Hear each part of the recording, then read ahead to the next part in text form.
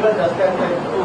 ನಿಮ್ಮಲ್ಲೇ ನಾಯಕರು ಎಷ್ಟೋ ಬಂದ್ರೆ ಕಾಂಗ್ರೆಸ್ ಪಕ್ಷದಲ್ಲಿ ನಾವು ಎದುರಿಸುವಂತ ಸಮಸ್ಯೆಗಳಿಗೆಲ್ಲ ಅನುಕೂಲ ಆಗ್ತಾ ಇತ್ತು. ಯಾಕೆ ಹೇಳಿದ್ರು ಇಲ್ಲ ಅದ್ರಲ್ಲಿ ಏನಾಗುತ್ತೆ ಗೊತ್ತಾ, ಈಗ ನಮ್ದು ಈಗಾಗಲೇ ಹಳೆ ಸೆನ್ಸಸ್ ಪ್ರಕಾರ ಇರೋದು ರಿಸರ್ವೇಶನ್. ನಮ್ ವಾರ್ಡ್ಸ್ ಈಗ ಅದರದೊಂದು ಚಾರ್ಟ್ ಇರುತ್ತೆ. ನಮ್ಮ ರೆಪ್ರೆಸೆಂಟೇಷನ್ ನಿಮಗೆ 50% ಜಾಸ್ತಿ ಅಂತ ನಂಬರ್ಸ್ ನ ತೋರಿಸ್ತಾರೆ.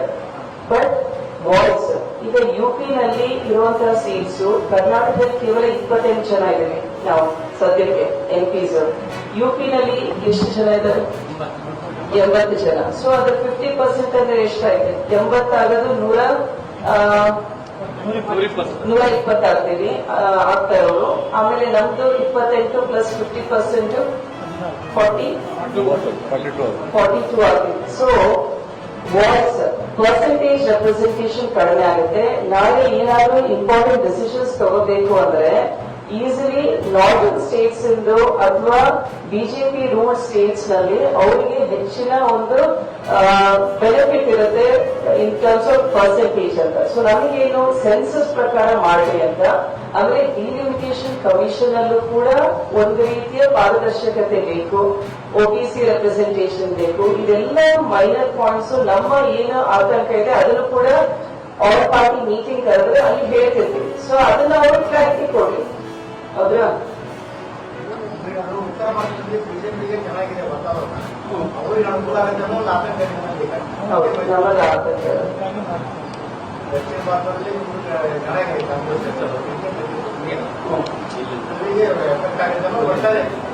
ಒಟ್ಟಾರೆ ಆತಂಕ ಇದೆ ಇನ್ ಟರ್ಮ್ಸ್ ಆಫ್ ಪರ್ಸೆಂಟೇಜ್ ನಮ್ಮ ರೆಪ್ರೆಸೆಂಟೇಷನ್. ಆಮೇಲೆ ಇಷ್ಟು ವರ್ಷ ನಾವೇನು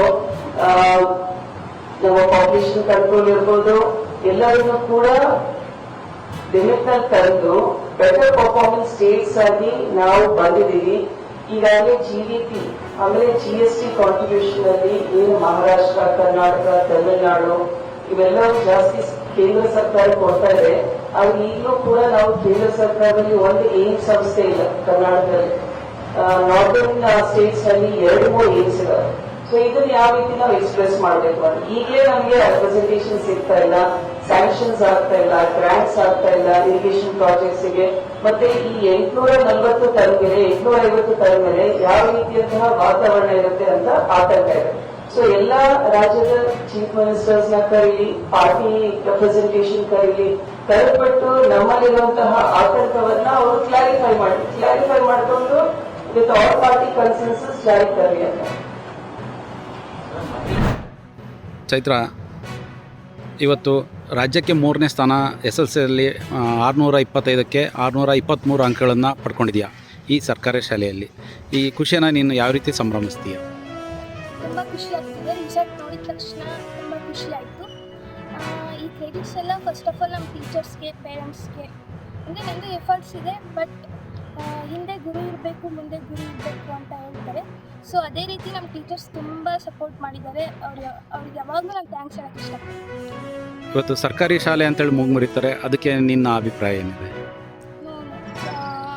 ಪ್ರೈವೇಟ್ ಸ್ಕೂಲ್ಗೆ ಹೋಲಿಸ್ಕೊಂಡ್ರೆ ಗೌರ್ಮೆಂಟ್ ಸ್ಕೂಲಲ್ಲೇ ಟೀಚರ್ಸ್ ಎಲ್ಲ ತುಂಬ ಎಲಿಜಿಬಲ್ ಇರ್ತಾರೆ. ಅವರು ಯಾವ ಟೈಮಲ್ಲಿ ಡೌಟ್ಸ್ ಕೇಳಿದ್ರು ಸಹ ಕ್ಲಿಯರ್ ಮಾಡ್ತಾರೆ. ಸೊ ನನ್ನ ಪ್ರಕಾರ ಪ್ರೈವೇಟ್ ಸ್ಕೂಲ್ಗಿನ ಗೌರ್ಮೆಂಟ್ ಸ್ಕೂಲೇ ಬೆಟರ್ ಅಂತ ಅನಿಸುತ್ತೆ. ನೀನು ಇಷ್ಟು ಅಂಕ ಪಡೆಯೋದಕ್ಕೆ ಯಾವ ರೀತಿಯ ಪ್ರಿಪರೇಷನ್ ಮಾಡ್ಕೊಂಡಿದ್ದೀವಿ? ನಾನು ಜಾಸ್ತಿ ಏನು ತಲೆ ಕೆಡಿಸ್ಕೊಂಡು ಓದ್ತಾ ಇರಲಿಲ್ಲ. ಡೈಲಿ ಏನಿರುತ್ತೋ 5 to 6 hours ಓದ್ತಾ ಇದ್ದೆ. ಎಕ್ಸಾಮ್ ಹಿಂದಿನ ದಿನ ಏನು ಸ್ಟ್ರೆಸ್ ತಗೊಂಡು ಓದ್ತಾ ಇರಲಿಲ್ಲ. ಡೈಲಿ ಯಾವ ರೀತಿ ಇರುತ್ತೋ ಕ್ಲಾಸಲ್ಲಿ ಮಾಡಿದೆ, ಇನ್ನೊಂದ್ಸಲ ಹೋಗಿ ರಿವೈಸ್ ಮಾಡ್ತಾ ಇದ್ದೆ ಅಷ್ಟೇ. ಈ ಸಾಧನೆಗೆ ನಿಮ್ಮ ತಂದೆ ತಾಯಿ, ನಿಮ್ಮ ಕುಟುಂಬ ಯಾವ ರೀತಿ ನೀನು ಸಪೋರ್ಟ್ ಮಾಡಿದ್ರು? ಅಪ್ಪ ಅಮ್ಮ ತುಂಬ ಸಪೋರ್ಟ್ ಮಾಡಿದ್ದಾರೆ. ಎಕ್ಸಾಮ್ ಬರೆಯೋಕೆ ದಿನ ಹೋಗ್ಬೇಕಾದ್ರೂ ಅಷ್ಟೇ, ಯಾವುದಕ್ಕೂ ಗಲಿಬಿಲಿ ಆಗಬೇಡ, ತುಂಬ ಚೆನ್ನಾಗಿ ಎಲ್ಲ ಬರಿ ಅಂತ